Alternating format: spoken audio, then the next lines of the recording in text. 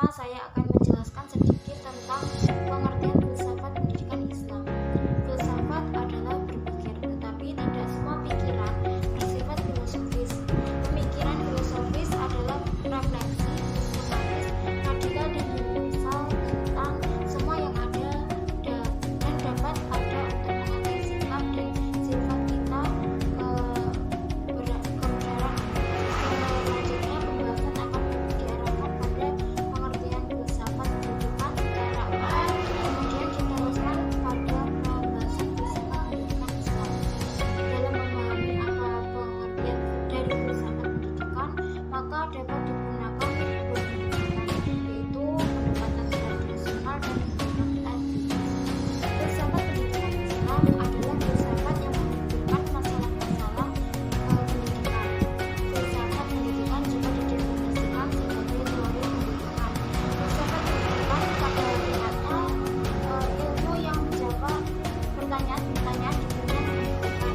Filsafat pendidikan adalah aplikasi analisis filosofis pada bidang pendidikan. Sedangkan filsafat pendidikan Islam dapat diartikan sebagai kajian tentang pandangan filosofis tentang akal sistem Islam dan filsafat tentang pendidikan Islam dan pendidikan. Bagaimana hal itu mempengaruhi umat Islam dan pertumbuhan pemahaman mereka. Filsafat pendidikan Islam juga merupakan studi yang menggunakan dan menjelaskan metode dan sistem filsafat untuk memecahkan masalah pendidikan Islam. Filsafat pendidikan Islam adalah beberapa pemikiran tentang pendidikan yang berpegangan pada ajaran Islam. Selanjutnya saya akan menjelaskan mengenai pendidikan Islam. Seringkali kita terjebak antara dua hal, antara pendidikan Islam dan pendidikan agama Islam atau PAI.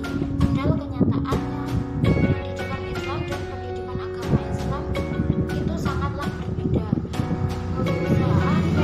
Usaha-usaha yang diajarkan tentang pokok agama itulah yang kemudian bisa disebut pendidikan agama Islam.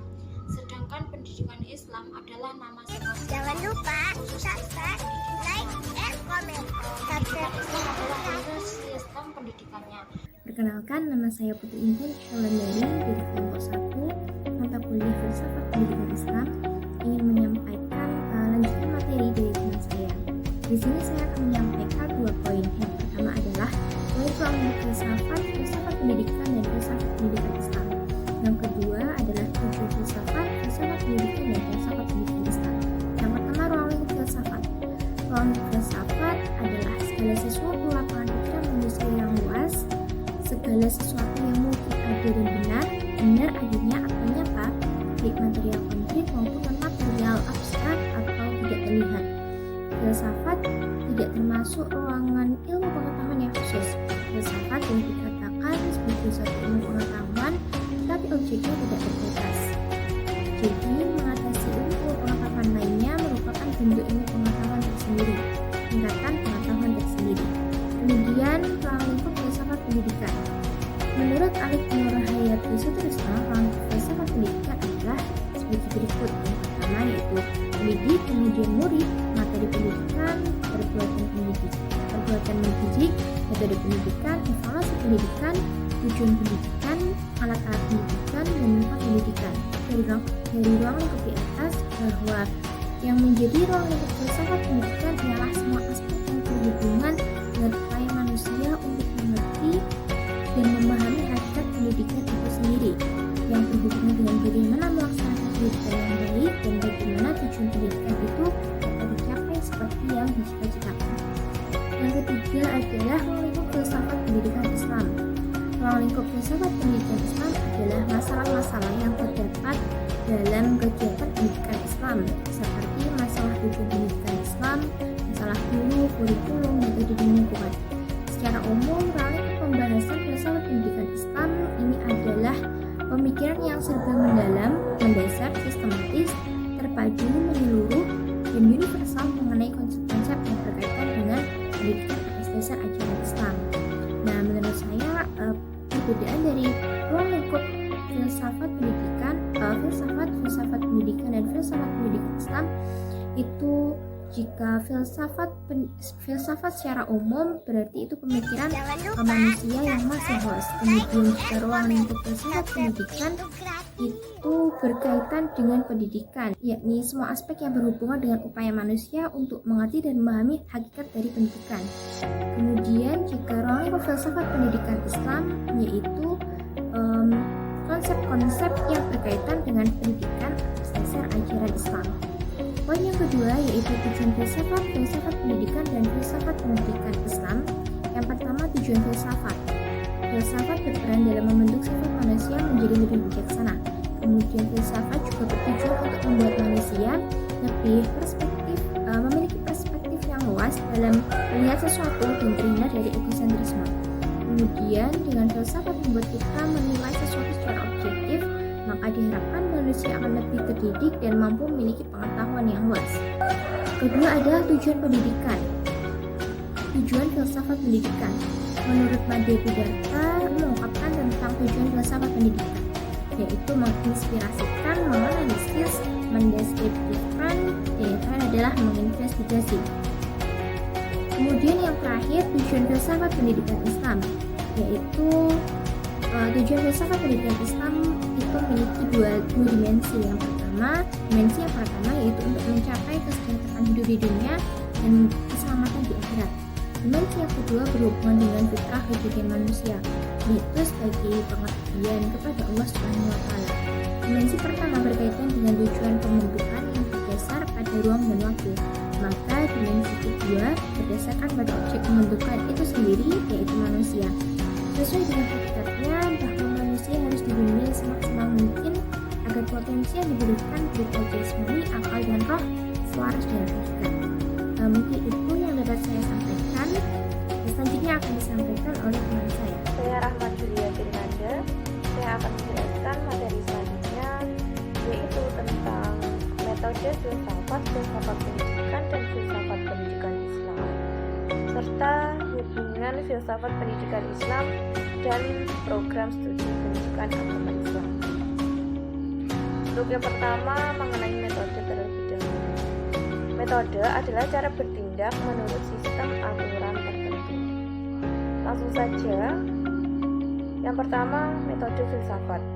Beberapa metode filsafat diantaranya metode kritis, merupakan metode yang bertitik tolak atas kenyataan bahwa betapa banyak pengetahuan dan pendapat manusia itu bersifat semu.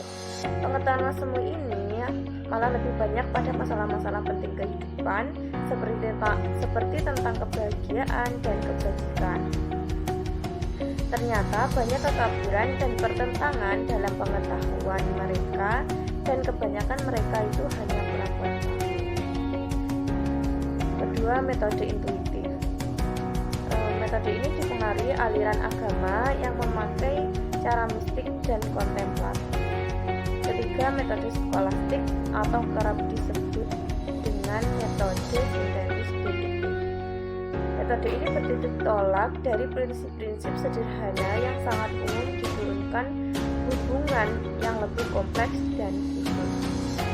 Kemudian juga ada metode matematis, empiris eksperimental, transendental, dialektis, fenomenologis, eksistensialisme, dan metode analitika bahasa. Yang kedua, metode filsafat pendidikan. Dalam filsafat pendidikan, mempelajari tentang hakikat pelaksanaan dan pendidikan dengan menggunakan metode. Metode ini akan membantu para pakar filsafat untuk mengatasi sebuah penelitian yang belum jelas. Metode tersebut antara lain yaitu: pertama, metode positivistik, didasarkan dari pengalaman dan bersifat nyata. Kedua, metode fenomenologi, metode yang menjelaskan tentang kejadian yang nampak dan nyata dan kita melihat dalam keadaan sadar. Ketiga, metode kritis, metode yang bersifat mengungkap pendapat yang kemudian dijelaskan. Selanjutnya yang terakhir, metode filsafat pendidikan Islam. Metode filsafat pendidikan Islam dapat diartikan sebagai jalan atau cara untuk dapat memecahkan problematika pendidikan umat Islam dan selanjutnya memberikan arah dan tujuan yang jelas terhadap pelaksanaan pendidikan umat Islam. Adapun metode tersebut diantaranya pertama metode kontemplasi dan spekulasi, kedua pendekatan normatif, yaitu mencari ketentuan-ketentuan dan menetapkan apa yang boleh dan apa yang tidak boleh menurut syariat Islam. Ketiga, pendekatan analisa konsep dan analisa bahasa, berusaha untuk menginterpretasikan terhadap arti dan makna suatu konsep atau ide yang dimiliki. Yang keempat, metode pendekatan historis, mengambil pelajaran dari peristiwa dan kejadian masa lalu yang kemudian digunakan untuk memberikan petunjuk dalam membina masa depan. Kelima, pendekatan ilmiah, dan yang terakhir pendekatan komprehensif. Selanjutnya, penjelasan mengenai hubungan filsafat pendidikan Islam dan program studi pendidikan agama Islam. Hubungan filsafat pendidikan Islam dengan program studi pendidikan agama Islam sangat erat dan memiliki nilai relevan yang karena keberadaan filsafat pendidikan Islam akan membantu memecahkan masalah-masalah pendidikan Islam dan dapat membentuk kepribadian pendidik dan semua yang terlibat dalam dunia pendidikan. Filsafat pendidikan Islam merupakan landasan pokok dari program studi pendidikan agama Islam karena lembaga pendidikan ini dinavasi oleh ajaran Islam yang selanjutnya diharapkan bisa menghasilkan dan menyiapkan sarjana-sarjana muslim yang sesuai dengan tujuan pendidikan Islam. Mungkin itu saja yang dapat kami sampaikan. Ada kurangnya kami mohon maaf. Sekian, wassalamualaikum warahmatullahi wabarakatuh.